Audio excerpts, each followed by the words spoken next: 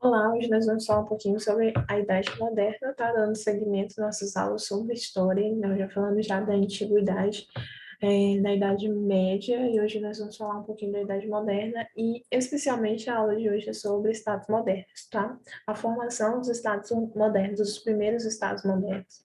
Então, a Idade Média, ela se inicia por volta do século XV, tá? No final do século XV, 1490, 1453, por aí, justamente pela a queda do Império Otomano. Império Otomano foi na Idade Moderna, na Idade Média. Na Idade Moderna começa devido à expansão marítima, né? A Idade Moderna se inicia com a expansão marítima e a crise do feudalismo, né? As revoluções camponesas, crise do feudalismo, nessa ordem, né? Revoluções camponesas e depois a própria expansão marítima, ok? Que colonizou a América e outros continentes, certo? Fez trocas comerciais com outros continentes, promoveu o desenvolvimento urbano, enfim.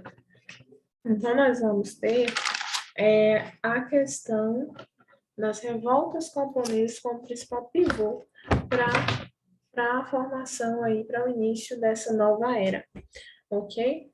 Por Jacques, revoltas camponesas, né? Liderados por Jacques alguma coisa. Jacques, essa pessoa aí.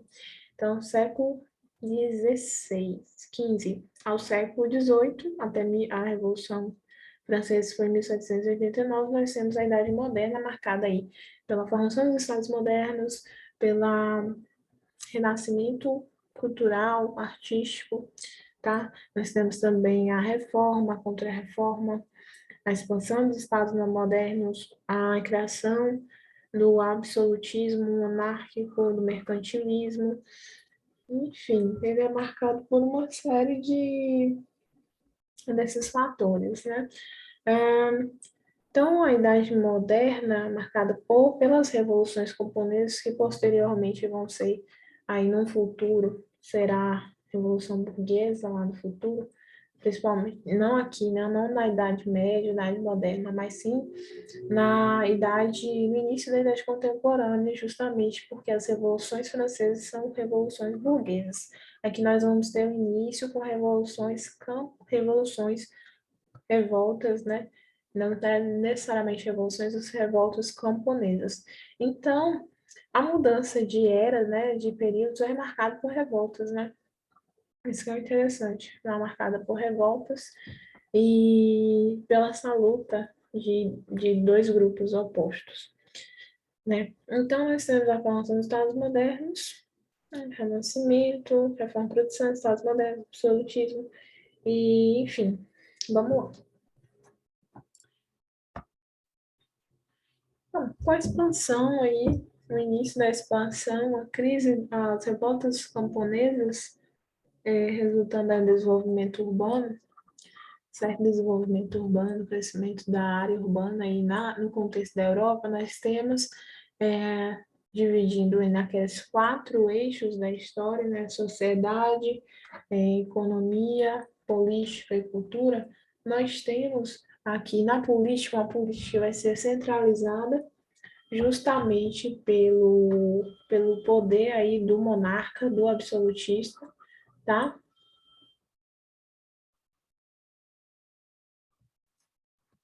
Então, nós temos a política centralizada, né? Centralização do poder nas mãos no monarca, no rei, né?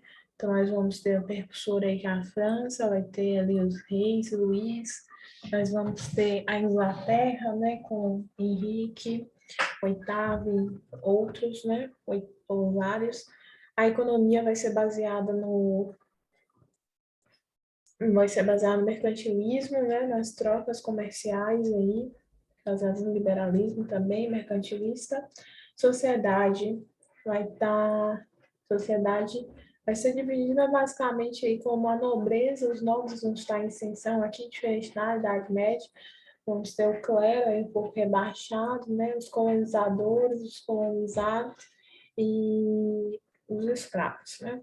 A cultura vai ser baseada aí pelo renascentismo cultural e o antropocentrismo, tá? A formação dos Estados modernos, né? Quais são os fatores que influenciou diretamente a criação dos Estados modernos? Foi justamente as revoltas camponesas, uma forma de conter essas revoltas, né? Aí se iniciou aí o Estado moderno a fim de providenciar uma coercitibilidade maior a esses revoltosos, tá? Nos Estados modernos, nós temos a delimitação, né? A formação do Estado, né? O Estado, né, basicamente, deve ter três coisas, né? A nação, o território e a soberania. Então, a primeira coisa seria a delimitação de território, né? A criação de um exército nacional para se defender a soberania, reconhecimento dos outros perante aquele que é um Estado, uma nação, burocracia administrativa, baseada nisso, a unidade cultural, né, em um estado ali, eles compartilham uma religião, uma cultura em comum, a criação de conjunto de leis, ok? De leis aí baseadas no bom convívio, no caso, monarca, né, o rei absolutista, o absolutismo aí como o detentor do poder que vai administrar isso tudo, o mercantilismo, que é a forma econômica aí de mercado de trocas, tá? Com outros países também. Nós vamos ter o Tratado de Mertuen, que é entre Portugal e Inglaterra, que é também tratado, chamado Tratado de Panos e Vinhos, que é uma troca. Portugal emitia os panos e Inglaterra, Portugal emitia os vinhos e Inglaterra os panos a Portugal.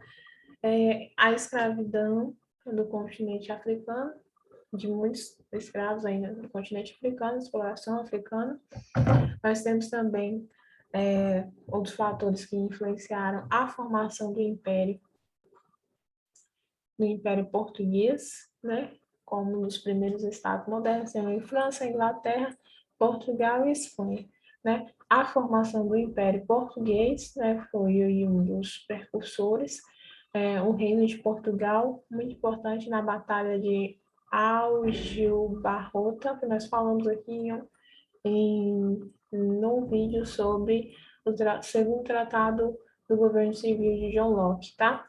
E essa formação do Império Português se baseia também na Revolução de Aves, tá? A Revolução de Aves que consolidou o poder monárquico em Portugal e unificou o país em torno da figura de Dom João I, tá? Na formação do Império Espanhol. A formação do Império Português, o Estado português, se baseou no que? Na Revolução de Aves, né? E na formação do Império Espanhol, foi dividido em diversos reinos e vice-reinos, né? Como Leão e Castela, né? Aragão e Granada, que ainda se encontravam em poder dos mouros, esses territórios aí. Então, houve a unificação desses territórios espanhóis, ditos espanhóis, né, com o casamento entre Fernanda, rei de Aragão, e Isabel, sucessora do trono de Castela, juntou aí Aragão e Castela e formou aí a Espanha. Essa unificação começou a tomar forma após a morte do pai da herdeira e a decisão de unir as duas coroas. Então, era a formação do Estado português, formação do Estado espanhol por Fernando de Aragão e Isabel de Castela. Tá? Formação do Império Francês logo depois, eles estavam ainda em confronto na Guerra dos 100 Anos, então isso perdurou um pouquinho, né? Por isso que Portugal e Espanha tiveram vantagem na colonização da América, em detrimento da França e da Inglaterra, justamente por essa Guerra dos 100 Anos. No caso que a França, que foi a grande vencedora,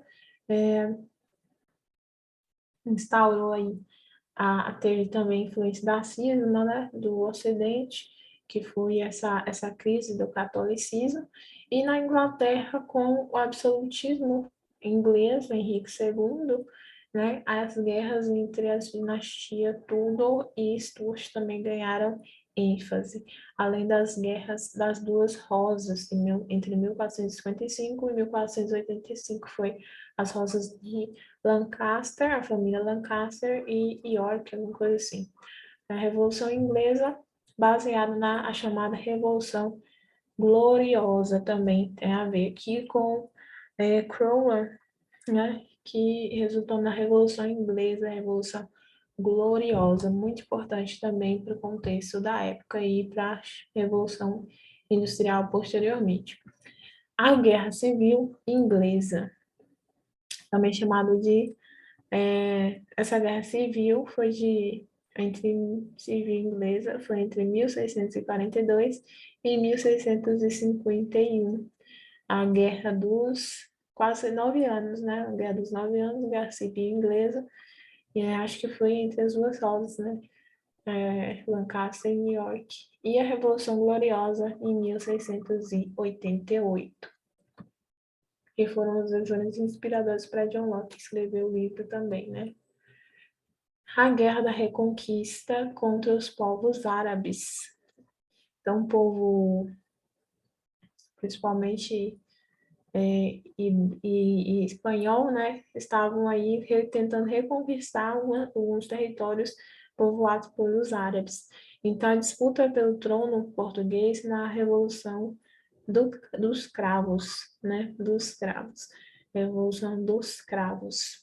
Então, a Revolução de Aves, Revolução dos Cravos, e só um adendo aqui que essa revolução ela aconteceu em 1974, também, né, contemporâneo, tá? Tem nada a ver. É um filme, Capitães de Abril. Isso aí foi da ditadura em Portugal, né? Também conhecida como Revolução dos Cravos ou Revolução de Abril. Revolução dos Cravos, Revolução de Abril, não confunda com a Revolução de Aves. É só para fazer uma distinção, né? Que pode ser confundida. E refere-se a um evento da história de Portugal resultante do movimento político e social ocorrido em 25 de abril de 1974, que depois o regime ditatorial. Ok? Vamos fazer algumas questões agora sobre a formação dos estados modernos, né? França, Inglaterra,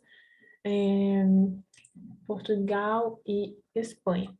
Qual das opções a seguir não é uma característica do mercantilismo? Metalismo é uma característica, a lei da oferta e da procura também é, e a balança comercial favorável não é uma característica do mercantilismo.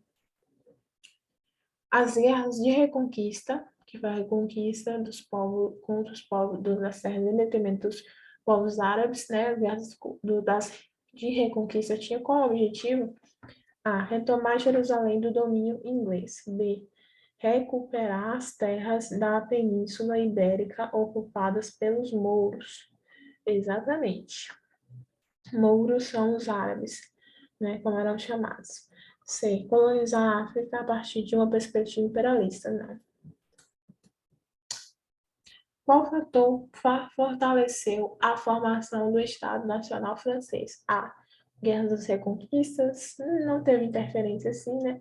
Revolução Agrícola, não. E C. Guerra dos 100 Anos, né, que a França lutou contra a Inglaterra.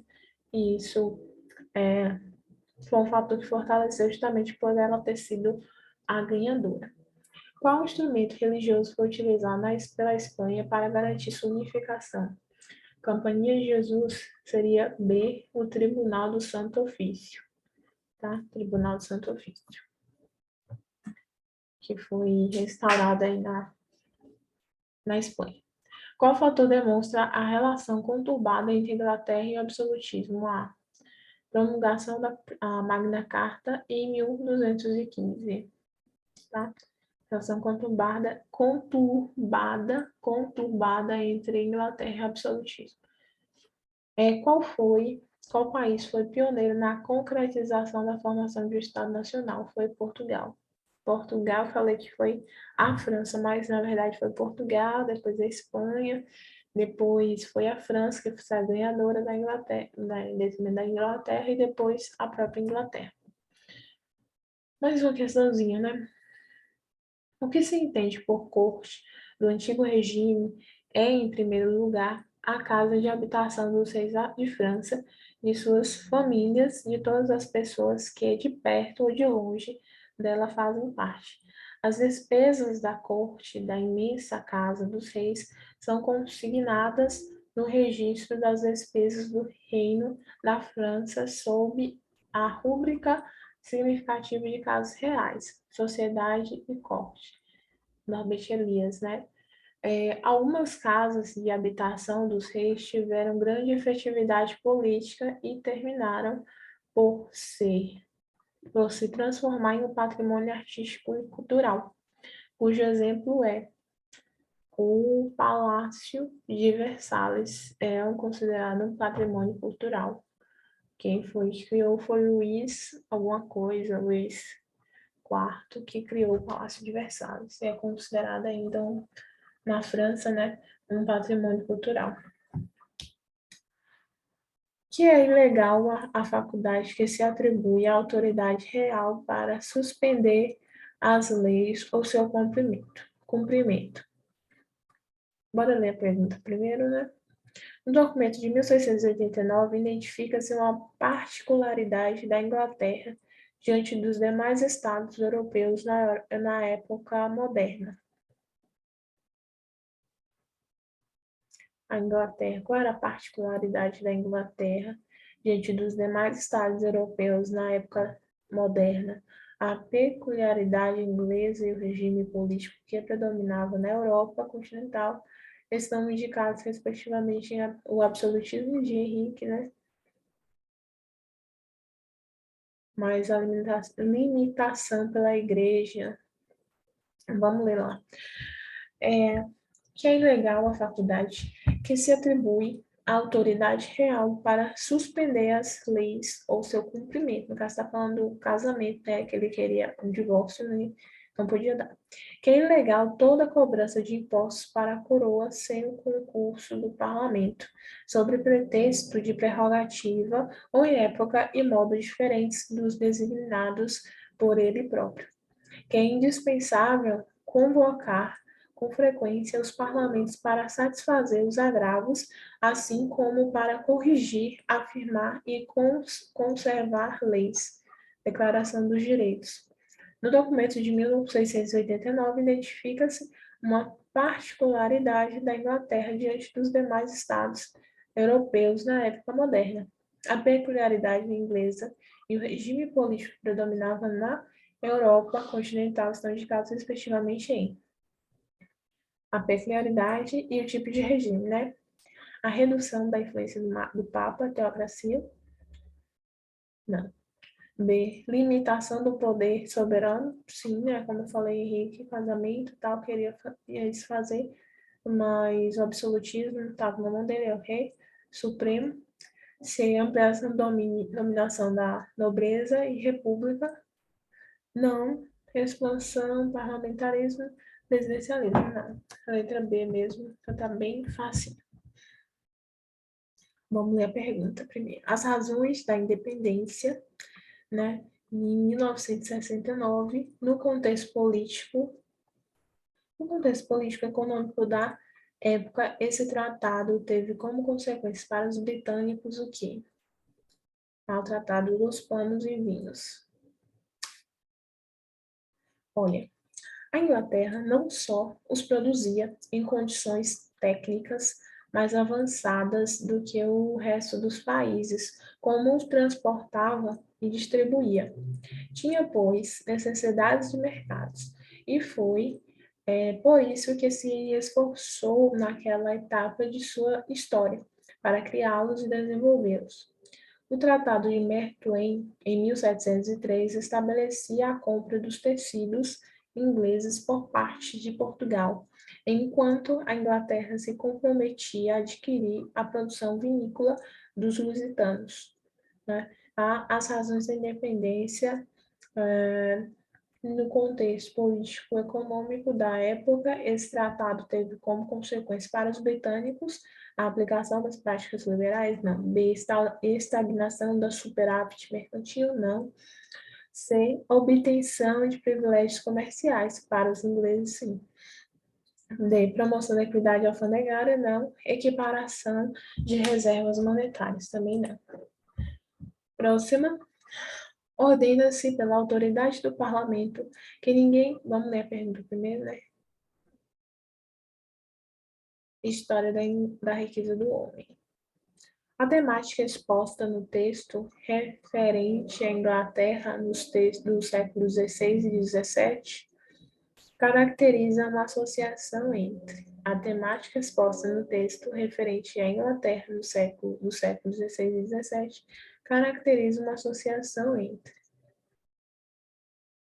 Inglaterra de novo, Inglaterra e Portugal. Inglaterra está sendo o foco aqui, né? Formação desses estados. Ordena-se pelas autoridades do parlamento que ninguém leve ou faça levar para fora deste reino ou Gales ou qualquer parte do mesmo qualquer forma de dinheiro de moeda, da moeda desse reino, ou de dinheiro e moedas de outros reinos, terras ou senhorias, nem bandejas, vasilhas, barras ou joias de ouro guarnecidas ou não, ou de prata sem a licença do rei. Né? A história da riqueza dos homens. Então, a Inglaterra, né, referente à Inglaterra, caracteriza uma associação entre a determinação de regras protecionistas, tá? Protecionistas, e o fortalecimento de instituições monárquicas, tá? Então, ali no finalzinho, sem licença do rei, monarquia. E dominação das regras é a proibição, né, de fazer intercâmbio de moedas com outros grupos. B. Racionalização da empresa colonial e reconhecimento dos particularismos regionais? Não. C. Demarcação das fronteiras comerciais, descentralização dos poderes políticos? Não. D. Expansão das atividades escravistas e questionamento da investidura divina e difusão de práticas artesanais, aumento do controle legislativo? Também não. Mas Inglaterra, né? Deixa eu ver aqui. Norbert Elias foi um grande estudioso disso aqui, né? Considerando-se que a sociedade do antigo regime, dividido regime e Idade Média, né? Se dividia-se tradicionalmente em estamentos, nobreza, clero e terceiro estado. Terceiro estado.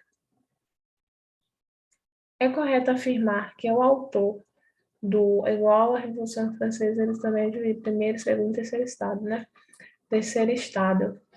É correto afirmar que o autor do texto, ao fazer referência à classe média, entre parênteses, descreve a sociedade utilizando a noção posterior de classe social a fim de... Bora ler o excerto, né? Excerto aqui.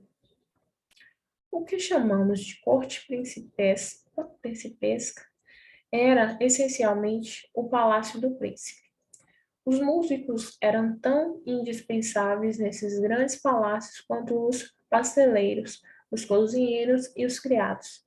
Eles eram o que se chamava, um tanto pejorativamente, de criados de libre. A maior parte dos músicos ficava satisfeita quando tinha garantido a subsistência, como acontecia com as outras pessoas de classe média na corte. Entre os que não se satisfaziam estava o pai de Mozart. Mas ele também se curvou às circunstâncias a que não podia escapar. Considerando-se que a sociedade do antigo regime dividia-se em estamentos, é correto afirmar que o autor do texto, ao fazer referência à classe média, descreve a sociedade utilizando a noção posterior de classe social a fim de a. Aproximar a nobreza cortesã à condição de classe dos músicos que pertencem ao terceiro estado? Não. B. Destacar a consciência de classe que possuíam os músicos? Não. Ao contrário dos demais trabalhadores manuais? Também não. C. Indicar que os músicos se encontravam na mesma situação que os demais membros do terceiro estado. Tá? Então, é a letra C. D. Distinguir, dentro do terceiro estado, as condições em que viviam os criados de libre Libré e os camponeses. É comprovar a existência no interior da corte de uma luta de classes entre trabalhadores manuais. Então, muitos de Inglaterra, aqui já mudou um pouco, né? Aqui está falando da sociedade, divisão social. E o último, né? Vamos lá. Nós temos aqui uma imagem, tá? E uma pergunta aqui do clero e uma nobreza e uma pessoa com casaco, com bengalinha, sem, sem cabelo, né? Parece ser ele, só que com uma vestimenta diferente. Na França, o rei 14 teve sua imagem fabricada por um conjunto de estratégias que visavam sedimentar uma determinada noção de soberania. O Estado, sou eu, né? Aquele que diz o Estado sou eu.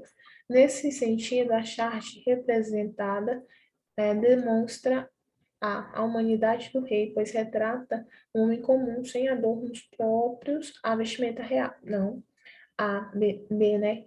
A unidade entre público e privado, pois o figura do rei com vestimenta real representa o público e sem a vestimenta real, o privado. Não, C, vínculo entre monarquia e povo, pois eleva ao conhecimento do público a figura de um rei despretensioso e distante do poder político. D, gosto estético refinado do reino. Aquela fútil, né? Questão fútil. É a importância da vestimenta para a constituição simbólica do rei, pois o corpo político adornado e, nossa, deixa eu ver aqui, adornado, cortou aqui, um corpo político adornado, é isso mesmo. E é isso. Então, nós tivemos aqui, vamos resumir os temas das nossas questões. Nós tivemos aqui França, né? Absolutismo francês, limitação do poder soberano, Inglaterra, inglês, absolutismo inglês, uma questão sobre absolutismo inglês, outra questão sobre obtenção de privilégios comerciais. Aqui é o Tratado dos Vinhos e Panos.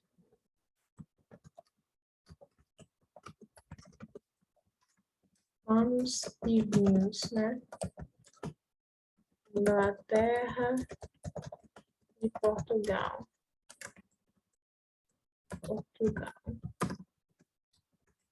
Ok, aqui nós temos determinação das regras protecionistas, fortalecendo o protecionismo inglês.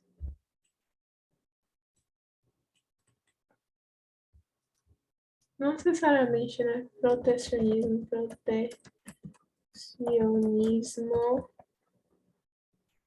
no absolutismo. Então, uma das críticas do Adam Smith, acho que era isso, né? Essa de abrir, né, as vias. Indicar que os músculos se encontravam na mesma condição. Divisão social. Sobre divisão social, né? E aqui sobre monarquia, ou absolutismo, a figura do rei, né? A própria figura do rei, ok? Então, aqui nós resumimos nossos tipos de questões, né? Monarquia, divisão social, protecionismo, absolutismo, tratados de panos e vinhos, absolutismo inglês, França, tá? E aqui nós finalizamos aqui nossa linha sobre formação dos estados modernos. Muito obrigada e até a próxima.